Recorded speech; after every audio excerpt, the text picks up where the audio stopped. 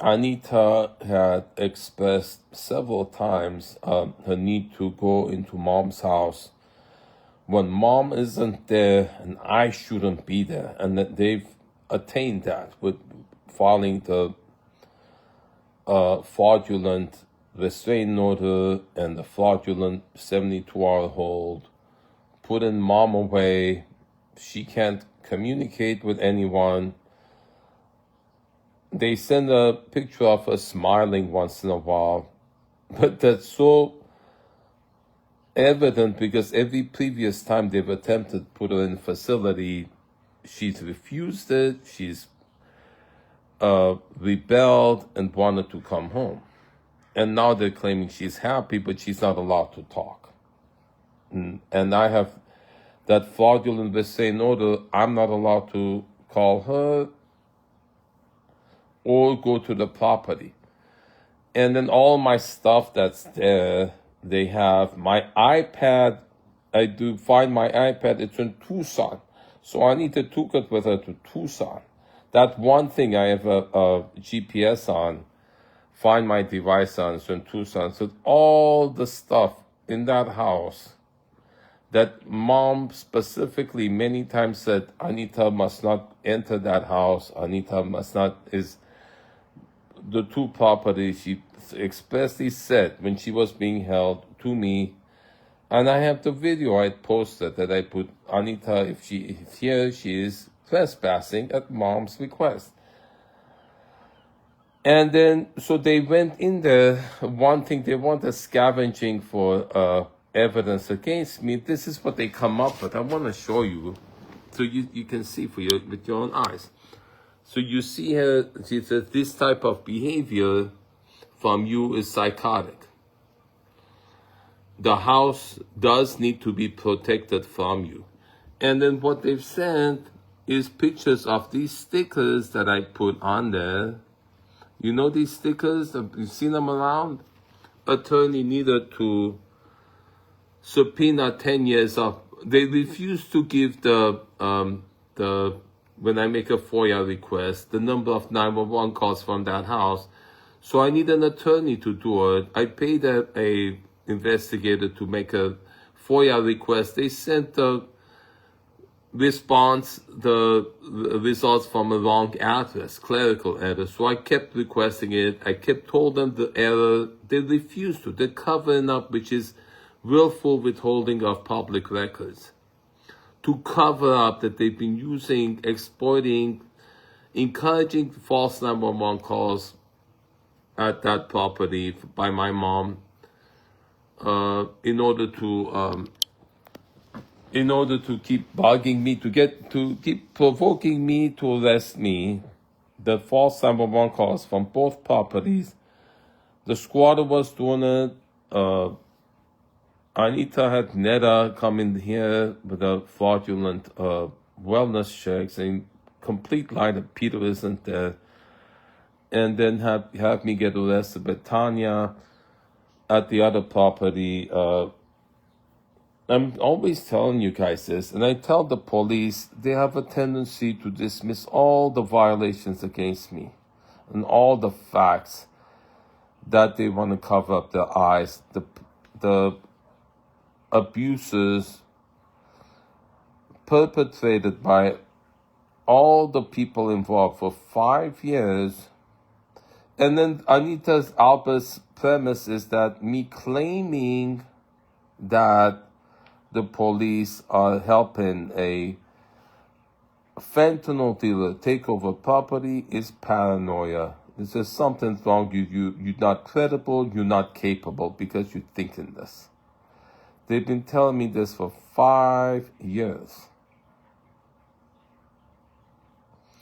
It is a topic that's taboo, that society doesn't want to see. My Yelp account was deleted. Miriam Prizel said if city council finds out about it, they would shut down the dog park because I was posting it there. Everybody knows what's going on, but everybody wants to look away. Well, people who are in power don't want to look at it.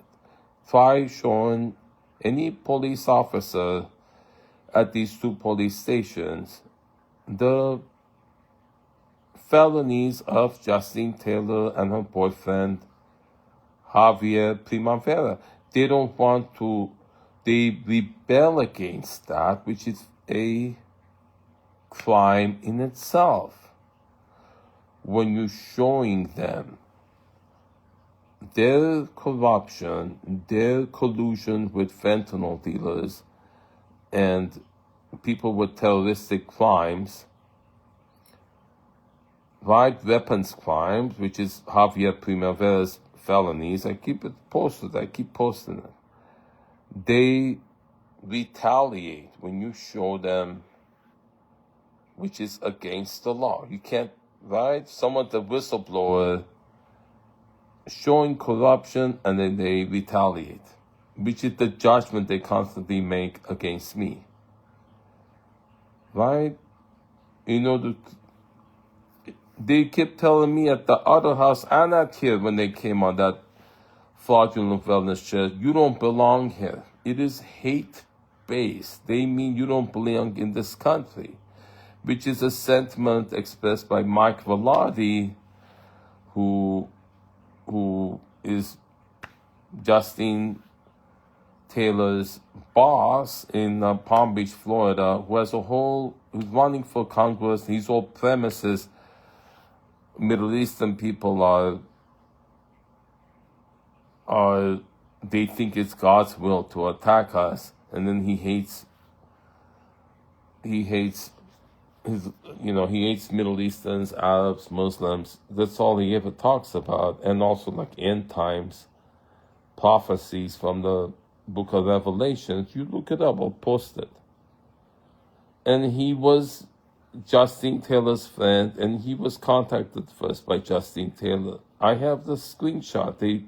He's deleted that comment, but she was complaining about me on her Facebook page, and he says, "Who's hurting you, sweetie?" or something like that. So he has influence. The whole bunch of them, Tony Bongiovanni, Sam Tortilla makes this joke about Arab Holocaust. That's what it's all about. It's a hate crime targeting me because I'm Middle Eastern.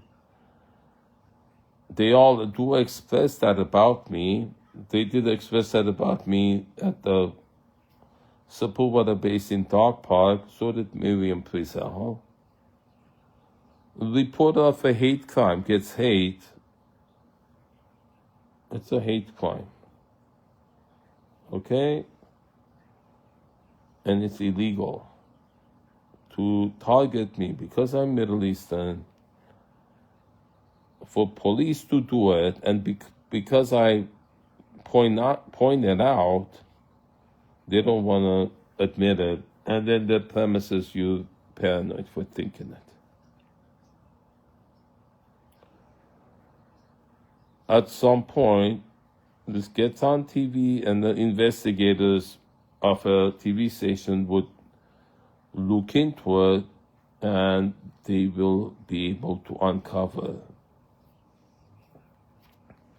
Did Tony Bongiovanni have Justine Taylor contact me in October 2020?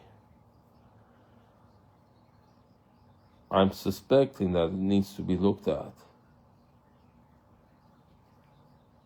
And what has he done? Who are all the people he's done this to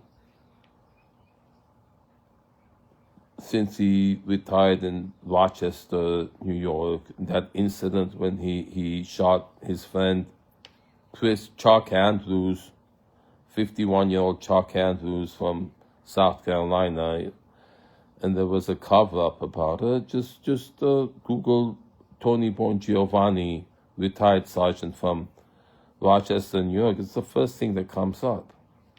Cops aren't allowed to do it. It's outside their jurisdiction. You're civilian, you can do it. Look it up and then show it to them. They're not allowed to look it up. You show it to them, they're going to cover up their eyes, or they're going to retaliate against you, say you you're not allowed to be in this police station. We've evicted you and you're not leaving, we'll arrest you. That's what they do, which is illegal. When you show them the facts about what they've been doing for 5 years, they say you have to leave the police station. If you don't, we'll arrest you. I show you that Sergeant Lafferty at Devonshire doing it, a whole bunch of them at West Valley Police Station. I asked them to identify themselves. They didn't. These police are gangs. I've seen the flag, the blue line gang flag in the neighborhood. They're gangs. Police are gangs, ISIS gang, and they have authority of the law and the guns, the badges, the handcuffs, and they work in tandem with organized crime, drug dealers. You think that's paranoid? Take a look around, open your eyes. Look at the tags around your neighborhood. They wouldn't be there if police weren't encouraging and supporting them. You wouldn't have all these scams, you wouldn't have all this lawsuit abuse if the laws and the police didn't support it. They encourage a scam, and then they say it's a civil matter. They say, see a lawyer, everything see a lawyer. Who wins in this society? Those who have money to pay a lawyer. If you're exposing what's going on, lawyer doesn't want to help you. Lawyers are there to exploit people. If you're exposing that, they want to have nothing to do with it. Break the system. Break the silence. I'm Zeke Matevosian.